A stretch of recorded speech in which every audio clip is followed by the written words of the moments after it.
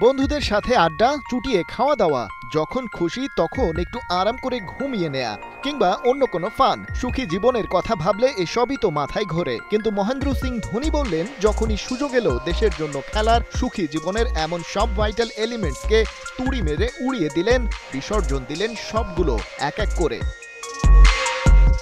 পেছনের কারণ একটাই, ২২ গজে একটা দেশের প্রতিনিধিত্ব করার সুযোগ সবার জন্য আসে না। আর সে কারণেই দায়িত্বটা পবিত্র মনে করা উচিত। নিজের জীবনের সব স্বাদ আহ্লাদ তাই শিকেই তুলে রাখতে হয়, কারণ সবকিছুর জন্য একটা নির্দিষ্ট সময় আছে। আর দেশের জার্সিতে নামতে হয় বলেই তখন জীবনের নিয়মে আর ক্রিকেট আসে না, বরং ক্রিকেটের নিয়মে সাজাতে হয় জীবনকে।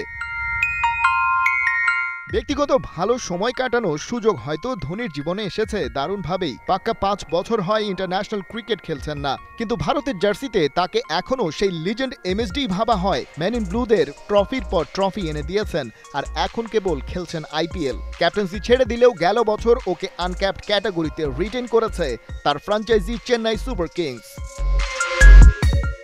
কিন্তু ৪৩ বছর বয়সে খেলাটা কি এনজয় করছেন? বুড়ো হাড়ে তো এতদিনে জং পড়ে যাওয়ার কথা। সাধারণ ক্রিকেটারদের ক্ষেত্রে হয়ও তাই। তবে ধোনি তো আর সাধারণ কেউ নন। সম্প্রতি এক সাক্ষাৎকারে ক্যাপ্টেন কুল বলছেন, যখন স্কুলে পড়তেন সেখানে প্রায়ই ক্রিকেটটাই খেলতেন, তবে আবহাওয়া খারাপ থাকলেও চিন্তার কিছু নাই, নেমে পড়তেন ফুটবল নিয়ে।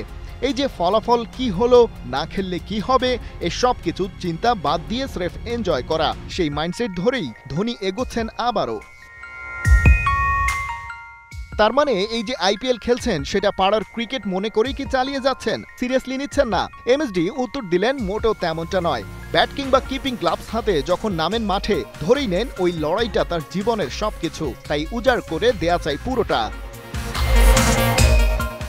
অর্থাৎ আগাগোড়াই মাহি একটা দর্শন নিয়ে এগিয়েছেন। মাঠের ভেতরে বাইরে যখন টিম ইন্ডিয়ার হয়ে খেলেছেন কিংবা চলে গেছেন অবসরে, কখনোই কোনো পরিবর্তন আসেনি।